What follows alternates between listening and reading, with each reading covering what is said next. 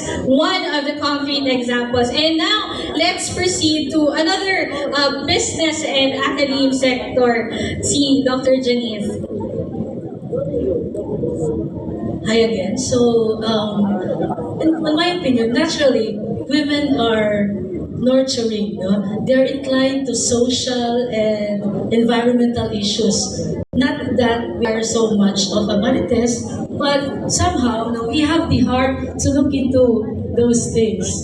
That's why the very core of, I think, of women in business and education is the leadership with empathy.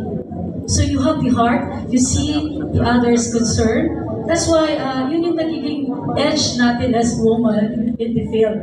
Especially in our type of business, no? We do installation of solar panels and sometimes miss out na yung maglagay ng mga security measures for the installation. If men yun, medyo hindi masyado concerned. But if women, you have to wear the shoes, the right shoes, you have to wear the right attire for the installation. So those are simple things that somehow that we're looking to the woman, not just as marites. Okay, because kung kay Doc Janice pa, women are naturally pakialamera. Diba? Kasi tignan mo, kung lalaki pa yan, ayaw mo lang pakialam. Sige, kung hanggat ma-i-install niya, go. Pero dahil babae tayo, we care for their safety. Siyempre, ang safety hindi lang doon sa gumagawa. Pati doon sa business owner, doon sa environment. So naturally, yun yung pagiging empath ng mga babae. Maganda na lang yung word na empath, no? Pero in real life, pakialamera. Oh, so ayun. Now, let's move on to our tech startup naman, si Ma'am May. Yeah, thank you. I like what Mom said earlier when she mentioned about education as an empowerment. That is what actually I am advocating. So I realized that as a mother, most mothers who are career women are torn between having to choose. They have to choose whether they pursue their career or they will look after their family and raise their kids and be present with their families. And I realized, why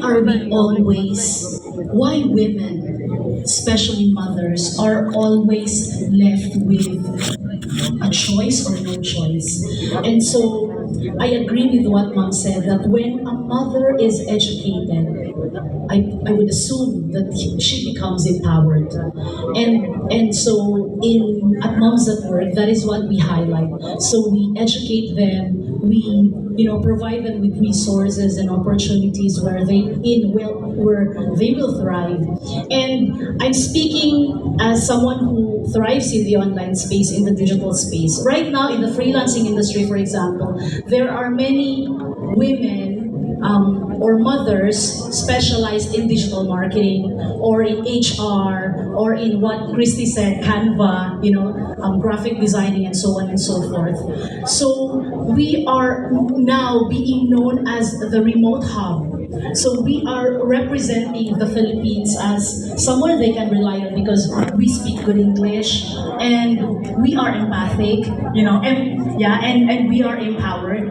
And so I think that is the very crucial role of women, is that we are doing both actually. We are doing the role of men as providers, but at the same time we look after the welfare of the family. So in effect, it's very well represented. And yeah, I think that is what I am advocating as a mother and as a business owner. As mentioned earlier, it creates a ripple effect that when a mother is empowered, then the society, the community is also empowered. Thank you so much, Miss May. I can totally attest to that, no? Actually, my mother was a banker before we were born. Kami ng kapatid ko. And then, lumalaki kami, she chose to be a homemaker para ma-nurture niya kami, ma-provide niya yung best para sa amin. And for me, that is the significant contribution of women, their sacrifice. Diba? Kasi pinapapili, diba? Ngayon, may mga choices na. Pero dati talagang you have to choose between being a homemaker or a career woman. And that is what Miss May is actually pointing out. Now, let's proceed to ito, sa ating student leader. For being a student leader, what do you think is the significant contribution of women in the field of, yung pagiging leaders in the, while being a student? For me po, as a student, I'm very influenced by women. Kasi mga teachers natin mostly are women. And I'm very happy to have them. And they are like my mentors. They help me, not just me, of course, my classmates too and my schoolmates. They help us to become better persons and to work hard and also to, they are holding us to the reality na mafe-face namin after we finish studying. And our teachers are also leaders in a way since they are leading us to a path for the betterment of ourselves. And they are, empowering us, giving us the strength, the knowledge that we need that will also guide us to our future. And for me, that's the greatest contribution that I experienced myself by the women who were by my side, like my parents and also my teachers. They're really the one who shaped me to be who I am today. Yes. Actually, that's true, no? Ano yun, there's a saying na teach them young. So, student pa lang, dinedevelop na sila maging leaders, maging entrepreneurs, so that when they graduate, they will have a contribution to the nation building. Now, let's go to governance. Ma'am Sharon, what do you think is the significant contribution of women in your field? Running through the discussion on the characteristic of women, from Dr. Villanueva and all my other colleagues here, we have highlighted what are the characteristics of women. We are an empath, or pakialamera, in another word. We are multitaskers. I mean, if you compare us with men, sorry na lang sa mga men and boys present, multitasker po ang mga babae. Even if we're doing something, we can do another thing. A million things, okay? We also are relational, highly relational ang babae. We also are patient. So I think with all these characteristics, it's really essential when you in the governance, lawmaking, preparing policies for the nation. Mas nakakaalam yung babae because all spheres nakikita niyo. Okay? All-encompassing yung vision ng babae. So I believe this is crucial to nation building. Yung sinabi ni Ma'am kanina, and I think we have agreed that education plays a very important role in shaping our nation. But education in our country right now will not move if we don't have a budget. Remember, every time there's a budget deliberation, nagka-cut yung ating budget for education. Diba? So that should be highlighted. And lawmakers na babae needs to see that. I believe we see that. So we need more lawmakers na babae because we see these things. Marami tayong nakikita ng mga challenges in our society that needs to be fixed. So I believe that's a very important role. We don't need to see or to go abroad to see leaders na women. We have RD here. RD Eva May is a leader already in the ICT. She's trailblazing IT directives for nation building locally here and nationally also. So for women, we are very important in nation building, and it's very important that education needs to be pushed. Thank you so much, Miss Sharon. Tama naman, no, women are very important in terms of governance. So we need more lawmakers daw po, sabi ni Miss Sharon. Now, kanina nabanggit ni Miss Christie, attending an event which were ang was present ay ang mga lalaki. Now, this is connected or related to our next question. What do you think are the challenges that women still face in achieving equal opportunities in each of our respective sectors? Since na-highlight ko naman na si Miss Christie, siya na lang yung paunahin kong sagot. Okay, si Ma'am na confidently beautiful with a heart. I think one of the challenges is limited opportunities for us women. Nabanggit din ni Mom at work, ni Mom at work kanina na sometimes we have to choose whether to tend to our children or to pursue our career, and it's so challenging for us. Like for me, this is just based on my experience. One of the challenges I encountered when I was working at home is breastfeeding my child, attending to my toddler, and also at the same time working from home. And I cannot, some of our clients are not so, what do you call that? Understanding in terms of mommies at home. So, especially if they are men, they cannot relate what we have to do for our family. So even though they say that we have this work from home opportunities, we still face challenges at home. And so these challenges at home prompted us, like me and my husband, to create our own business where we create our own policies so that we don't need to feed to other business policies. We will have our own policy. So if you are going to work with us, then you have to adhere to our policies, not me adhering to your policies, because sometimes they are gender biased or they are biased with our policies. Sometimes they want, like Zoom video, but I cannot have like videos all the time when I'm breastfeeding my child. So I will have to say that as an owner of the business, I'll have to turn my Zoom as of the moment because I'm feeding my child. She will cry if she will not latch.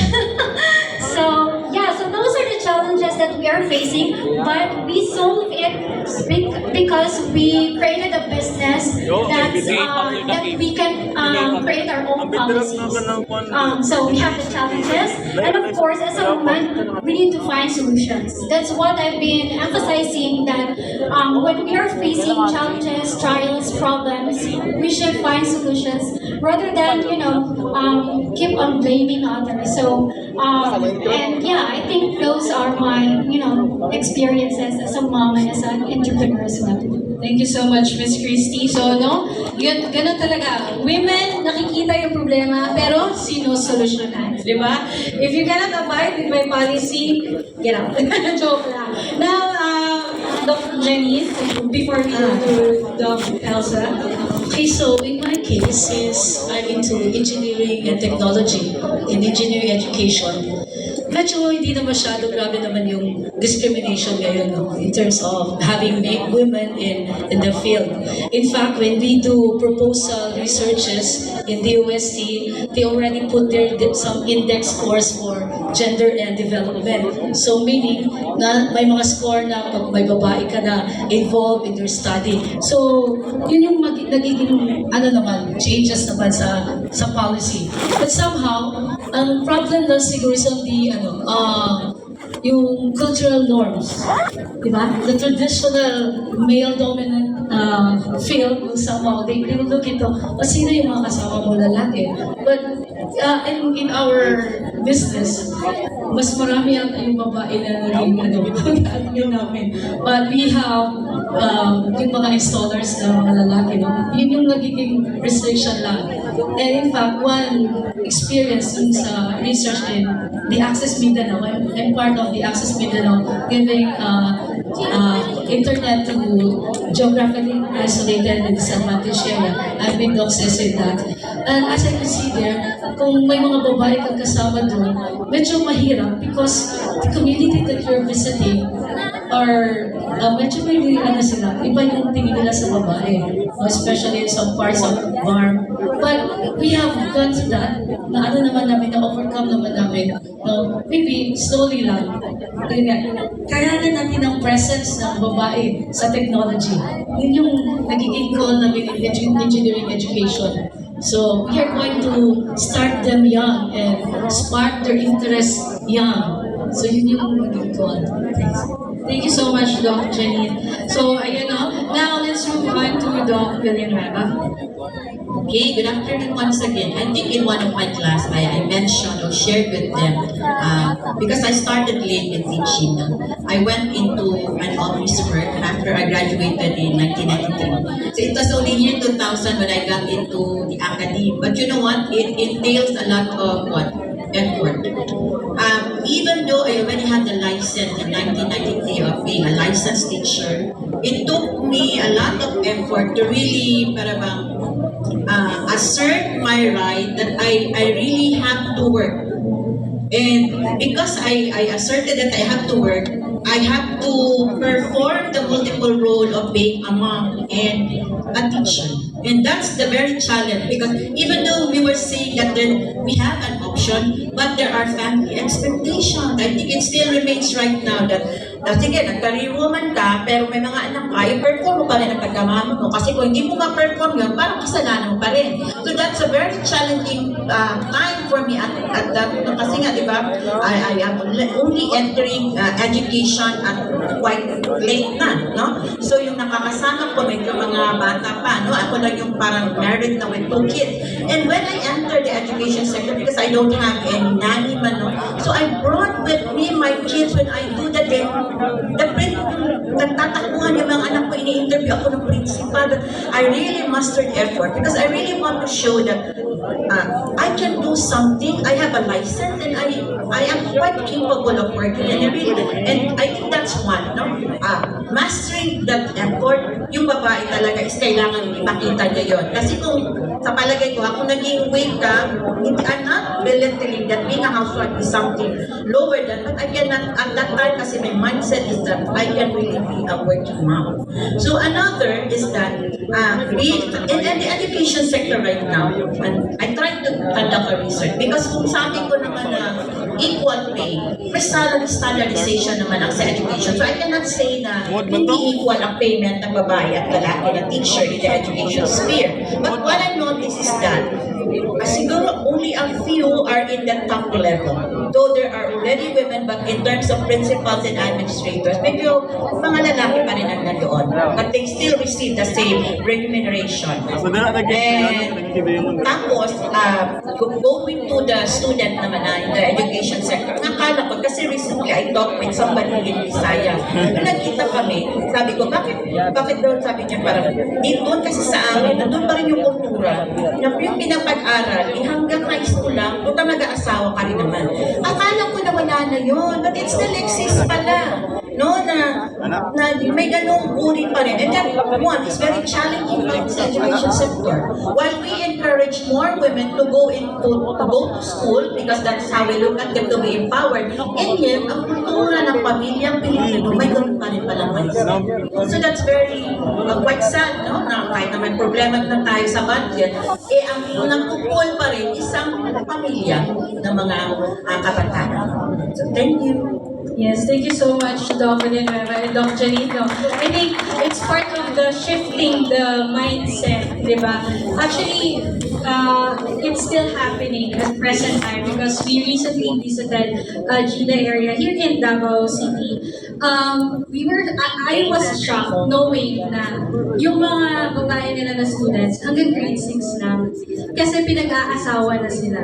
So imagine, so we are very lucky, the women here are very lucky na nakaabot tayo sa college level, sa grade 12, senior high, junior high, because in some parts of our country, women as early as grade 6, pinag-aasawa na kasi yun yung mindset nila. Pag babae, mag-aasawa ka, o yung lalaki na yung magtataguyod sa'yo. So nakadepende lang. No? So actually, one of the points no, na maganda while having this type of mga activities is yung nabanggit ni Doc Janine kanina, na may changes na, may criteria na sila, na inclusion, dapat may babae ka sa team, o may additional points na siya because yun na yung parang nagiging change sa policy. Nabibigyan na ng importansya ang presence ng mga babae. So now let's move on to, unahin natin si Ma'am Sharon, our Vice Chair. With regards to the government naman, we are very lucky. Sa city government kasi is very child-friendly kami. I grew up, I have 5 kids. Dami ako anak. I grew up being an IT personnel. Having kids also, ma'am. Dinadala ko rin yung mga anak ko when they were growing up. But the city government of Davao has a child minding center. So meron kami doong child minding center where babies 3 months old up to 5 years old, you can send them there para they can take care of them for free po yun. So, merong mga ganun na sa government natin ngayon. There are also private businesses that has a child minding or daycare centers.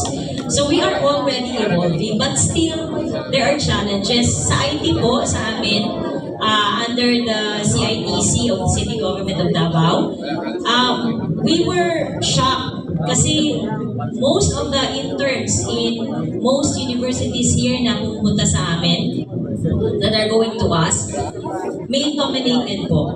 So, we are calling on this Assumption School. I-improve natin po yung ating statistics. Mas marami po sana, we encourage na mas marami ang interns natin for female.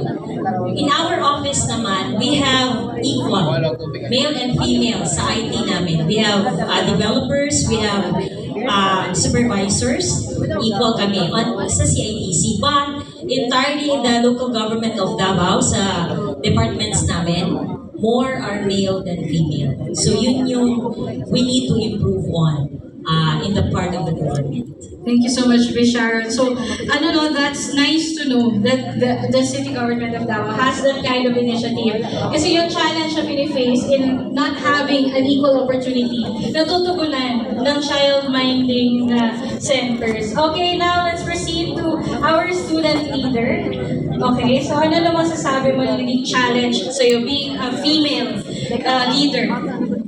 For me, wala ko kayo siya masyado na challenge. Since I observed and noticed na in school, there is no gender bias against leadership. They're more like kung you can be a leader, you'll be a leader. Like, if you have the intelligence, the capability, the skills, they will elect you as a leader. Sometimes na parang basta maka-vote lang, vote na lang, ganun na lang. They are really not that, they're open to all na basta makita na nila na you are deserving to be a leader, they will elect you. While as a student, I'm under Bachelor of Science in Information Technology. Actually, I'm 4th year graduating student. And then I've tried joining a competition, Hack for Gov. And then during that event, I was amused because I was the only female participant during that time. And it was nice actually. Kaya parang ginaya nila, you're good. Ganon. But it is also mind-boggling in a way na parang walang babae, ba't ako lang? Parang I need someone, I need female energy sa loob ng room, and to see na ka-groupmates ko, male, men, and then yung katabi namin mga tables are all men. So, parang doon ko naisip na bakit kaya parang walang equal opportunity for girls like me. Maybe kasi for cybersecurity, parang ang bigat, diba, ng cybersecurity. So parang pag men. Pero siguro because of in-implant na ideas sa atin ever since grew up tayo na pag babae ka, you're more on the soft side. rather than more on the technical side, more on the hard type of things. Baka ganun. Pero we can always do if we are interested in that type of thing. I'm lucky because I've got the chance to participate in that said competition, and we somehow gave it our all, no matter what our genders are. Siguro ano na lang talaga is we should empower young girls na huwag lang maging intimidated in joining competition, lalo na if yung gina-join mo na industry or gina-join mo na field is more predominantly men. You can do what you can do and just do your best. Hindi naman nasusukat ng best yung gender mo. So, yeah.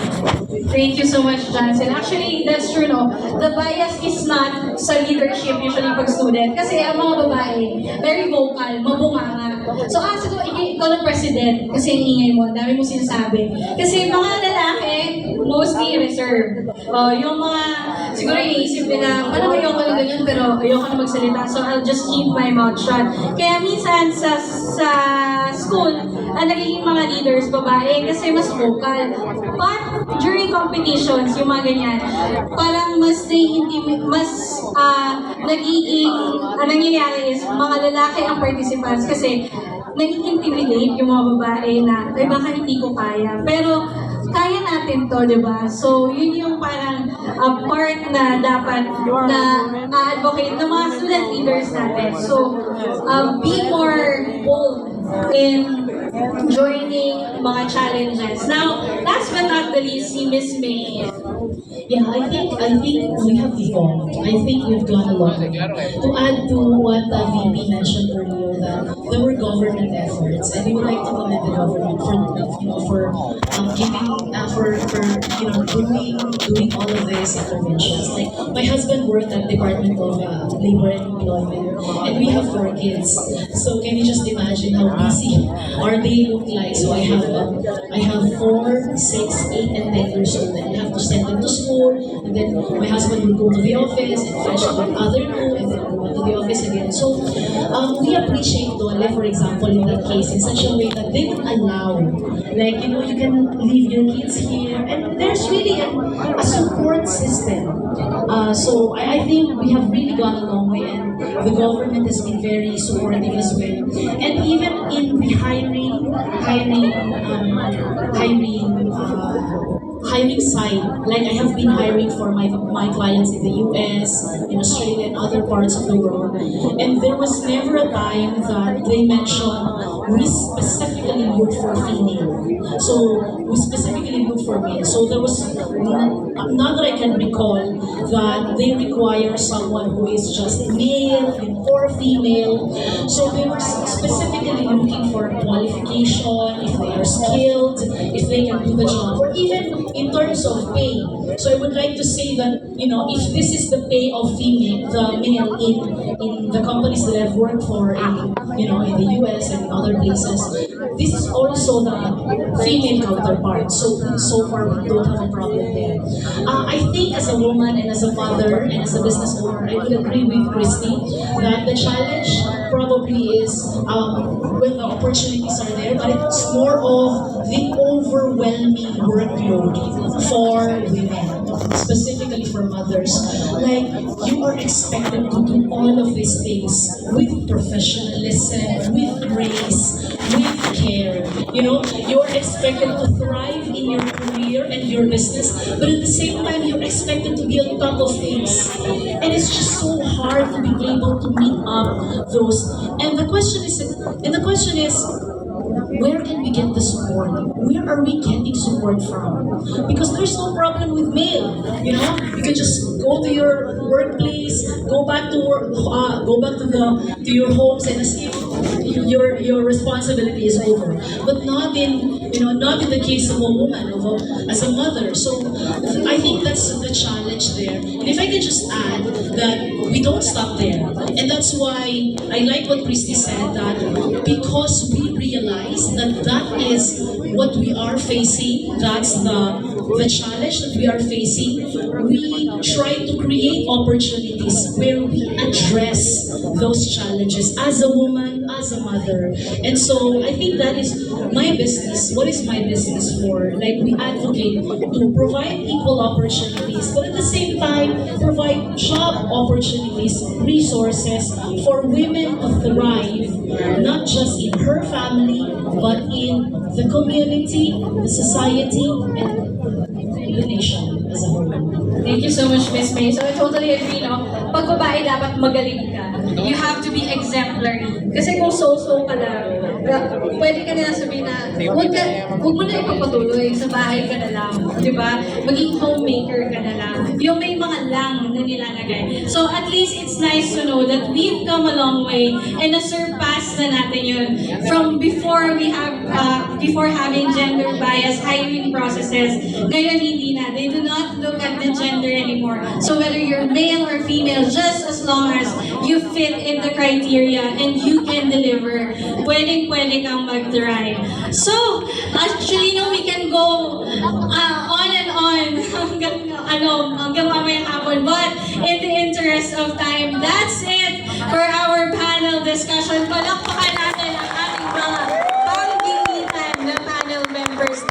And dyan lang muna po kayo. And at this juncture, I would like to request the presence of our regional director, another trailblazer, women trailblazer here in the Davao region, as well as our chief of administration and finance, to award this certificate to our panel members. And now, allow me to read the citation of our certificate. Now, this certificate of appreciation is awarded to our panel members for sharing her expertise and insights as one of the panelists during the kickoff ceremony of the Women's Month 2025 celebration.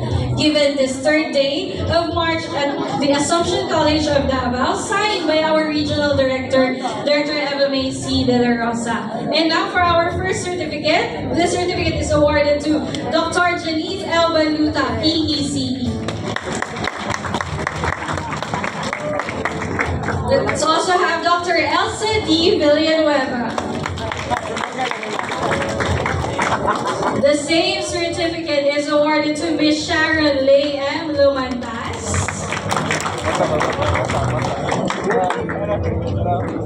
The same certificate is given to Ms. Chancel Joy Amores.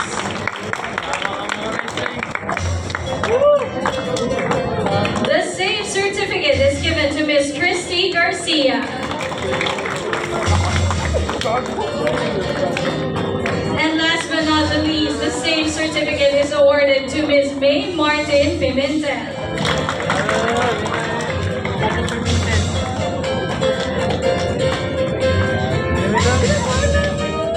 Thank you so much, no? Ms. May, ayan po. Ayan, thank you so much to our wonderful panel. Marami ba kayong napulot ng mga insights from our discussion? Especially, no, the women here present. So, yung mga call for action ng ating mga panel members, sana po ay inyong narinig and you took it to heart. And I would like to request our panel members and Ma'am G to please join them for a photo opportunity.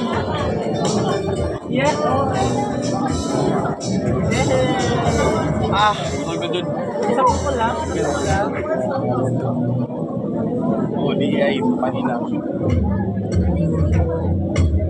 Fuck DI. Hindi pa naman sa hindi. Sakit yung grabo, fuck DI.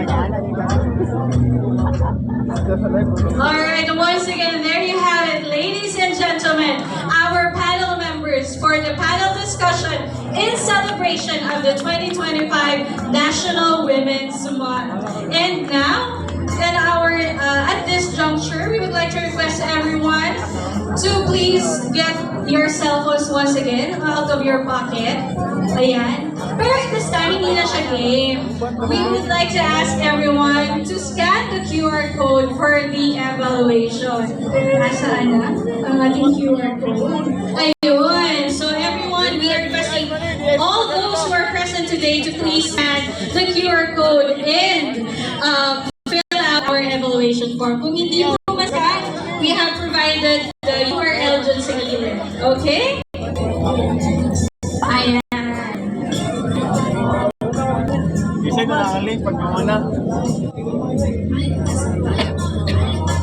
Okay, so habang busy ang lahat sa kanilang pag-fill out the evaluation form, we are hoping that you took to heart the messages and the insights that were presented or given to us by our panel members. Napakamabuluhan ng discussion. If only we could have a whole day para mag-usap ng mag-usap. Kasi nga mga babae, wait, I have a question. Ano yung insight na nakuha niyo? Mga babae ay? Pakialamera. Grabe naman. Sa dami nang nangyari, pakialamera na ka naalala. Alright, so give me a thumbs up kung tapos na po. Ayan. So marami-rami na ang natapos, no? I think we can now proceed to the next part of our program. Pero yung sa mga hindi pa tapos, you can continue filling out the evaluation form. Okay? So at this juncture, we will be awarding our certificate of appreciation, of course, to our host institution and to our guests who attended this kickoff celebration for the National Women's Month. And at this juncture, I would like to request once again our regional director, Director Eva May C. De La Rosa, and our chief of the Admin and Finance, to please be here on stage to present this certificate. Now, first certificate, please allow me to read the citation. This certificate of appreciation is given to the Assumption College of Davao for their unwavering support in being the host institution for the kickoff ceremony of the Women's Month 2025 celebration. Given this third day of March 2025, the Assumption College of Davao, signed by our regional director, Director Eva May C. De La Rosa. We would like to request Dr. Elsa Villanueva to receive the award. And please join Dr. Villanueva, Ms. Rose Viana, our secretary for the DIWA 11. Ayan. I would like to request everyone to a round of applause, please, for the Assumption College of Davao.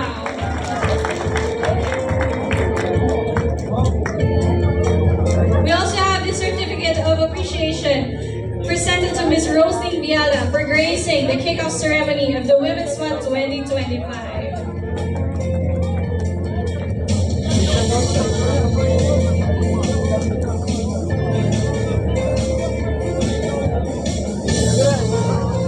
Alright, now at this juncture, we will be awarding the certificate to Ms. Rita Faye Somarago for gracing us the kickoff ceremony.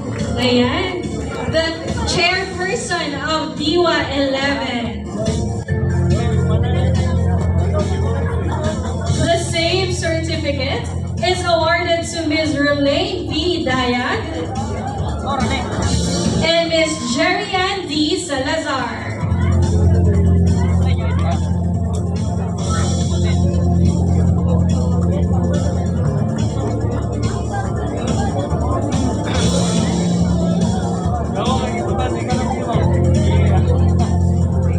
The same certificate is awarded to Ms. Michelle Presores King.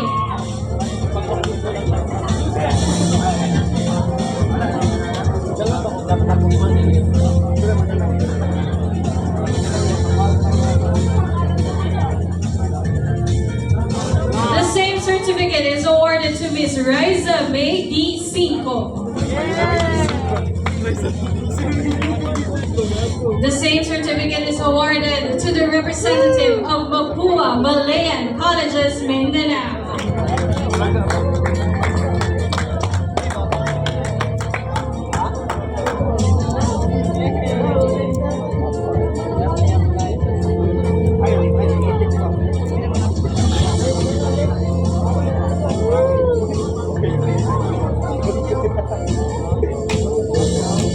Alright, thank you so much, RD Evame and Ma'am Jean Soliman, for presenting the award to our participants. And now, ladies and gentlemen, that's it. That's the kickoff ceremony. Nag-enjoy ba kayo?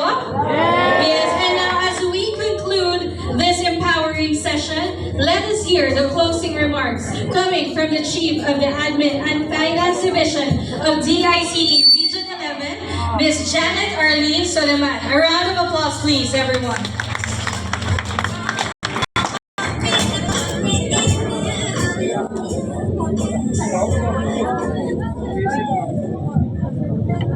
Thank you so much. Thank you so much, Miss Linya.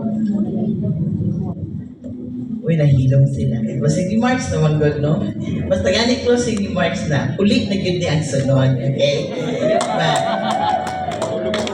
okay, joke lang. Sige lang, ma-closing remarks ko for 1.5 hours.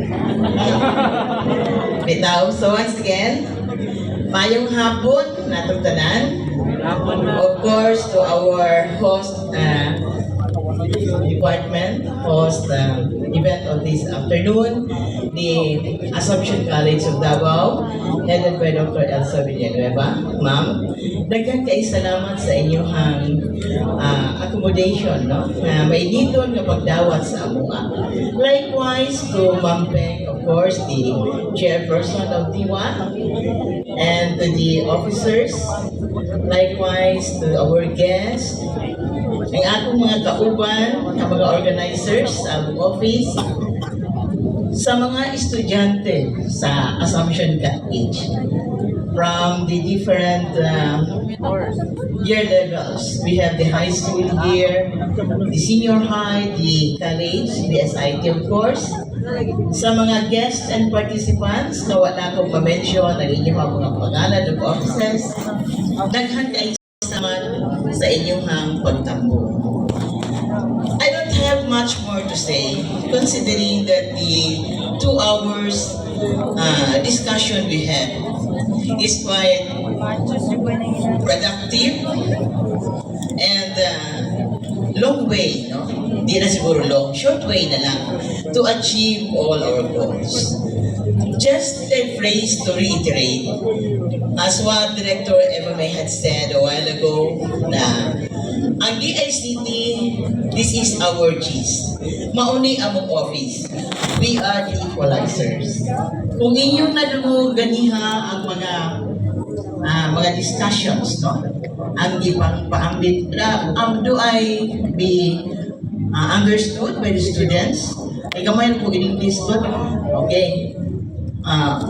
Kung inyong nadungog sa mga estudyante, the discussions nindot kayo to siya. If that would be to the students of course, that would be your guide. Because now, lahig na yun, no? And technology plays so fast. That is why we are very grateful for the academe na introducing or integrating the subjects, the technology, no? Yung mga o yung mga subjects ng ICT na na-integrate sa curriculum ninyo. And also, we don't want na hanggang Facebook lang tayo, but we have to venture more, to explore. Sa nalalaman ninyo o sa pagkakaalam ninyo mga estudyante, kahit hindi kayo 4-year course soon, pag talagang hindi kayo magtapos ng 4-year course, you still have the option to be productive, to be wealthy of course, if you want. Kasi the technology is very friendly. Huwag lang ninyong gamitin sa kabilang anggulo kasi mahirap siya. All things have their pros and cons. That is why DICT, in our quest, no, to minimize those cyberbullying, those online crimes, we are here to give assistance to the students in having cybersecurity awareness, doon sa mga, to educate the students as well as the citizens how to protect your your files online, yourself online, para hindi kayo mahahack. Then we have also the entrepreneurship, yung mga digital jobs namin. and so on and so forth. Technology, kunin mo na lang doon sa i-device mo, kayang-kaya mo na mag-i-income. Kaya yung mga estudyante na masipag talaga, kahit na estudyante yan, they can earn online. Kasi may mga negosyo sila. Alam ko some of you here are really making that. But if opportunity arise, do not leave schooling, education. Education is your key, no? Yun ang susi na mapapalago pa ang buhay ninyo. Although hindi naman lahat four-year course umasenso, but depende yan sa sipag at tiyaga, no? Yun lang. But now, no need for you to go on farm physically. Kasi nasa technology na siya. Madali na lang.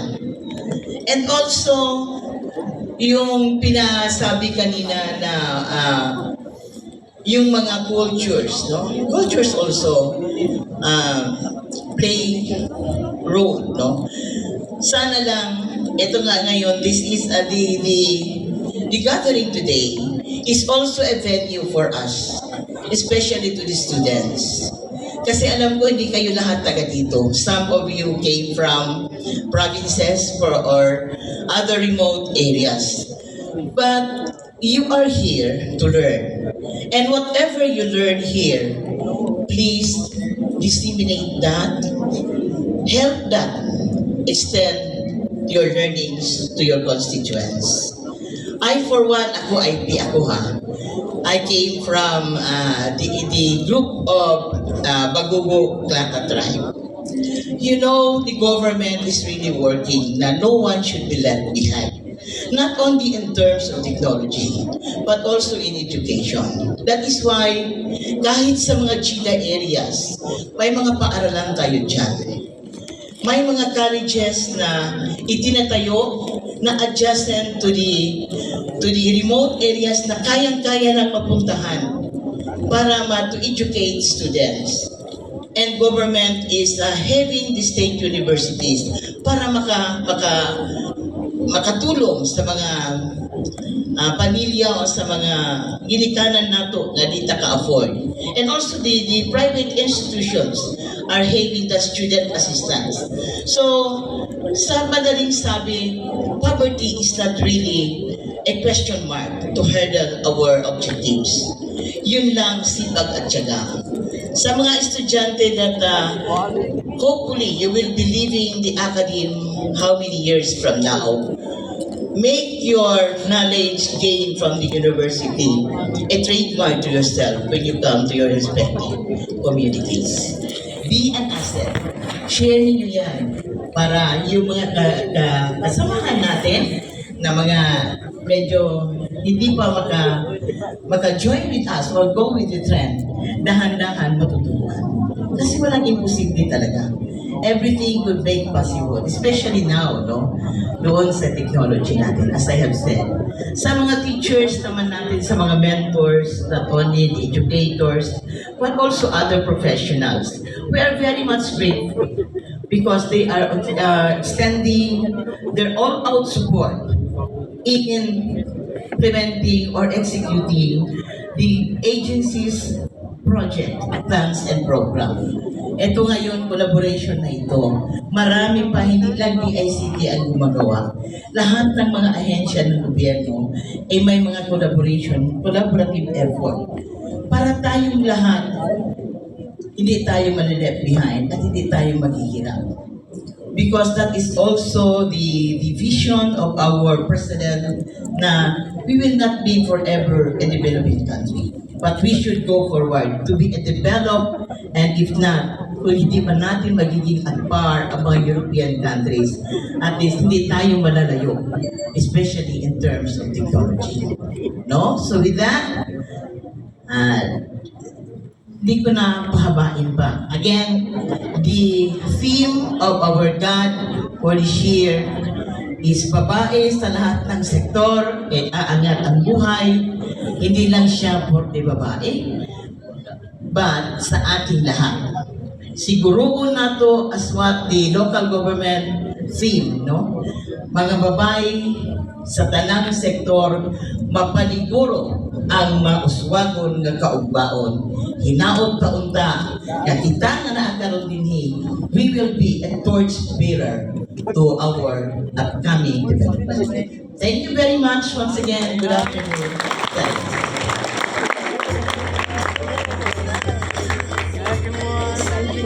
Thank you so much once again, the Chief of our Admin and Finance Division, Ms. Janet Arlene Suleiman. And now at this juncture, we would like to request everyone to please rise for our closing prayer.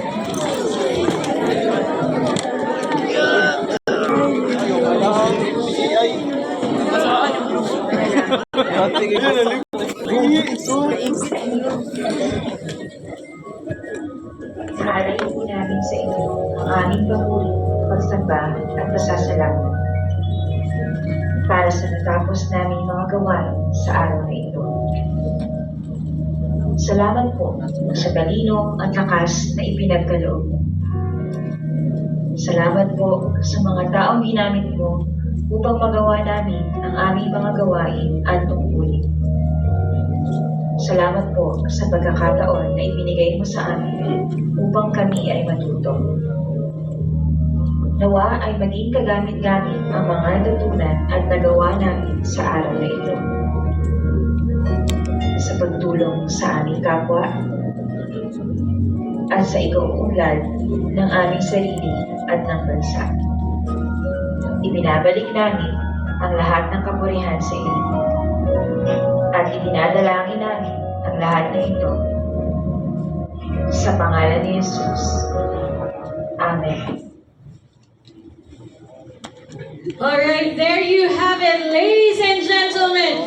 We are now done with the kickoff ceremony for the 2025 National Women's Month celebration. We would like to thank everyone, of course, our participants in joining us until this afternoon, no? And for our guests who will be proceeding to the planning session, DIWA planning session, we have identified usherettes to accompany you going to our next event location.